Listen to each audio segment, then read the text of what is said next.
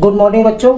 आज हम कक्षा 10 में गणित की क्लास में पढ़ेंगे दो चरों वाले रैखिक समीकरण के अंतर्गत विलोपन विधि।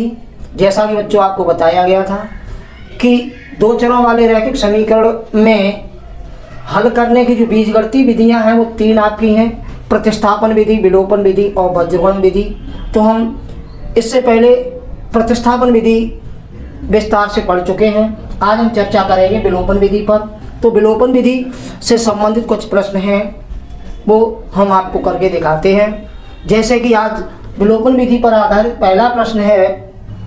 प्रश्न कह रहा है निम्नलिखित रैखिक समीकरणों के युग्मों को विलोपन विधि और प्रतिस्थापन विधि से हल कीजिए, कौन सी विधि अधिक उपयुक्त है। तो बच्चों विलोपन विधि आज हम आपको विस्तार से बताएंगे। प्रतिस्थापन विधि के बारे में हम कल आपको बता चुके हैं। रही बात ये कि प्रश्न में कह रहा है कौन सी विधि अधिक उपयुक्त है, तो बच्चों वो आपके ऊपर है। आपको जो सरलतम लगे, जो अच्छी तरीके से आए, वही आपके लिए उपयुक्त है। विधि चाहे कौन सी भी हो, जो दो चर दिए जाएंगे उनके मान एक ही निकलेंगे। चाहे आप प्रतिस्थापन विधि से हल करिए, चाहे विलोपन विधि से हल करिए और चाहे वज्रगुणन विधि से हल करिए। तो बच्चों हम प्रश्न के अनुसार चलते हैं और समझाते हैं आपको विलोपन विधि। इसमें प्रश्न नंबर 1 में आपके 4 खंड दिए गए हैं। तो पहले खंड की अगर बात करते हैं,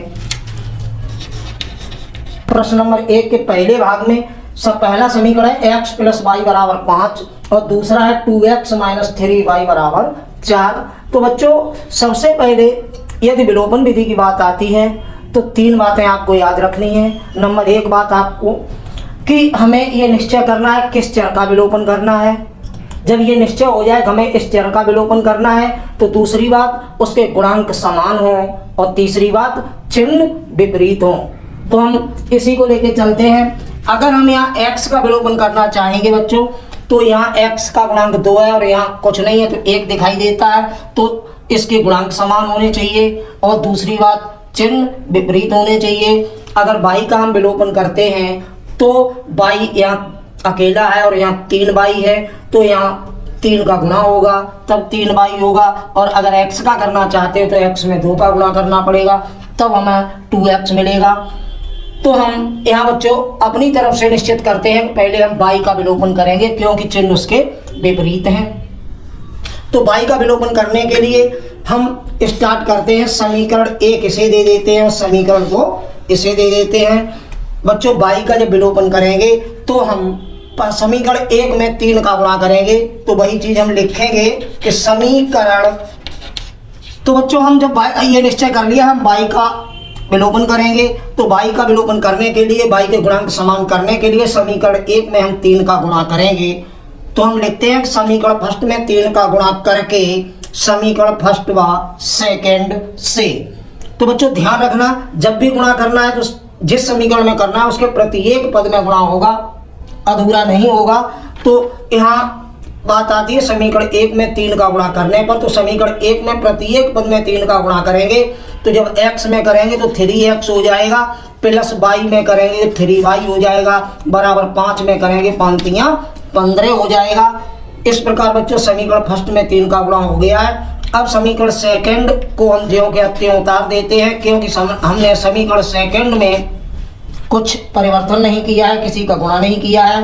अब बच्चों ध्यान रखना है, एक लाइन खींचेंगे। यदि चिन्ह विपरीत है तो जोड़ने पर और चिन्ह समान है तो घटाने पर। बच्चों चिन्ह जिस चर का हम विलोपन करेंगे उसके देखेंगे, केवल उसी के देखेंगे। तो हम देखते हैं y के गुणांक यहाँ प्लस है या माइनस है, यानी कि y का चिन्ह जो है यहाँ प्लस है और यहाँ माइनस है, चिन्ह विपरीत है। अतः जोड़ने पर धन हो जाएगा, ऋण हो जाएगा और ये धन हो जाएगा।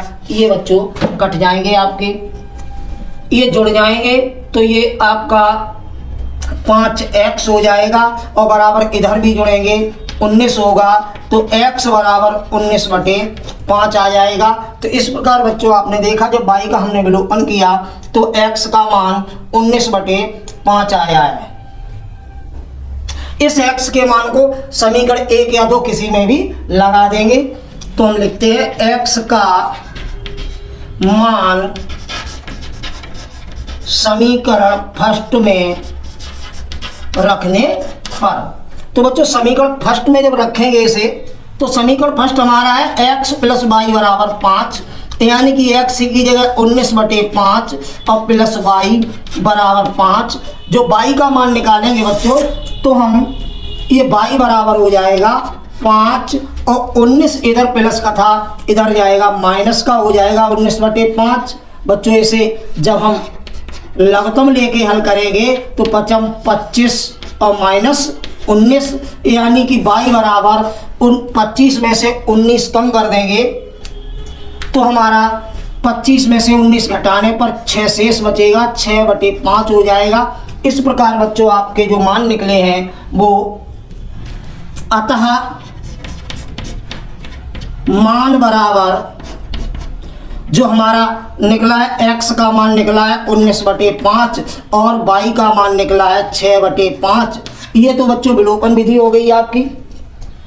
अब प्रश्न के अनुसार वो ये कह रहा है कि निम्नलिखित रैखिक समीकरण युग्म को विलोपन विधि और प्रतिस्थापन विधि दोनों से ही हल करना है आपको, और ये बताना है कि अधिक उपयुक्त कौन सी विधि है। तो बच्चों इसी हम बता चुके हैं आपको कि विधि वो उपयुक्त होगी जो आपको सरलतम लगे, जो आपको अच्छी तरीके से आ रही हो, वो आपकी उपयुक्त विधि होगी। वो आपके ऊपर डिपेंड करता है कि कौन सी विधि आपको ज़्यादा सरल लग रही है। तो अब इसी प्रश्न को हम प्रतिस्थापन विधि से हल करेंगे। प्रतिस्थापन विधि, ये प्रश्न अभी विलोपन विधि से हल हुआ था, अब प्रतिस्थापन विधि से हल करेंगे। तो हम इन्हें फिर देखते हैं कि प्रतिस्थापन विधि पर हम पहले आपको बता चुके हैं। प्रतिस्थापन विधि से हल करने के लिए हम समीकरण 1 लेते हैं। समीकरण फर्स्ट से, समीकरण फर्स्ट हमने ले लिया है, तो यहाँ से एक चर का मान दूसरे चर के पदों में ज्ञात करते हैं, जैसा कि हम पहले चर्चा कर चुके हैं। तो यहाँ x बराबर 5 ऋण y हो जाएगा। x का मान जो है हमने y के पदों में ज्ञात कर लिया है और इसे थर्ड समीकरण दे देंगे। जैसे कि पहले बता चुके हैं, जो मान निकला है उसे हम दूसरे समीकरण में प्रतिस्थापित करेंगे। तो नीचे लिखेंगे x का मान समीकरण सेकंड में प्रतिस्थापित करने पर। तो बच्चों इस x के मान को समीकरण 1 में प्रतिस्थापित करेंगे। समीकरण 1 हमारा है 2x - 3y बराबर 4। तो बच्चों 2 और x का मान जो हमने समीकरण 1 से निकाला था 5 - y, वो हमने प्रतिस्थापित कर दिया है बराबर 4। तो इस प्रकार बच्चों इस ब्रैकेट को खोलेंगे अगले स्टेप में, तो 5 दूनी 10 और -2y - 3y बराबर 4 हो जाएगा। तो अब हम बच्चों देखते हैं कि ये y के जो चिन्ह है वो समान है, अतः जुड़ेंगे। तो अगले स्टेप में 10 - 5y बराबर 4 हो जाएगा। y का हमें मान निकालना है, तो y को इधर ले जाएंगे, 4 को इधर लाएंगे, तो 10 - 4 बराबर 5y हो जाएगा। तो ये 5y बराबर 10 में से 4 कम होंगे, घटाने पर 6 बचेंगे। तो इस प्रकार हमने देखा बच्चों y का मान 6/5 आया है। विलोपन विधि से भी 6/5 था। इस y के मान को समीकरण थर्ड में लगा देंगे। y का मान समीकरण थर्ड में रखने पर, समीकरण थर्ड हमारा था बच्चों x बराबर 5 - y। तो ये 5 - 6/5, तो लघुत्तम लेने पर 25 - 6, अतः हमारा y बराबर 25 में से 6 घटाने पर 19 शेष बचेगा। तो इस प्रकार x का मान जो है आपका, x का मान 19/5 आ जाएगा। तो हमने देखा बच्चों कि चाहे विलोपन विधि से हम समीकरणों को हल करें या प्रतिस्थापन विधि से हल करें, मान हमारे एक ही आते हैं। तो नीचे लिख सकते हैं, अतः मान बराबर x का मान पहले लिखेंगे बच्चों और y का मान बाद में। तो इस प्रकार आपने विलोपन विधि के साथ साथ प्रतिस्थापन विधि भी देखी। बच्चों, प्रश्न के अनुसार हमें दोनों विधियों से इन समीकरणों को हल करना था, वो हमने कर दिया है। आगे ये पूछ रहा है कौन सी विधि अधिक उपयुक्त है। तो बच्चों, वो आपके ऊपर डिपेंड करती है कि आपको कौन सी विधि अच्छी तरीके से आ रही है, तो आपके लिए वही विधि अधिक उपयुक्त होगी। अगर देखा जाए तो उत्तर सटीक लिखने के लिए जो विलोपन विधि है वो सबसे सरलतम विधि है। ये आपको पहले भी पढ़ चुके हैं, तो हम लिख सकते हैं अतः विलोपन विधि अधिक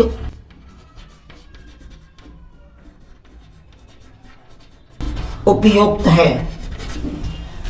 बच्चों, अगर पूछा जाता है कौन सी विधि उपयुक्त है, तो ज़्यादातर आप विलोपन विधि को ही चुने। उसके बाद भी यदि आपको प्रतिस्थापन विधि ज़्यादा सरल लगती है तो आपके लिए प्रतिस्थापन विधि अधिक उपयुक्त है।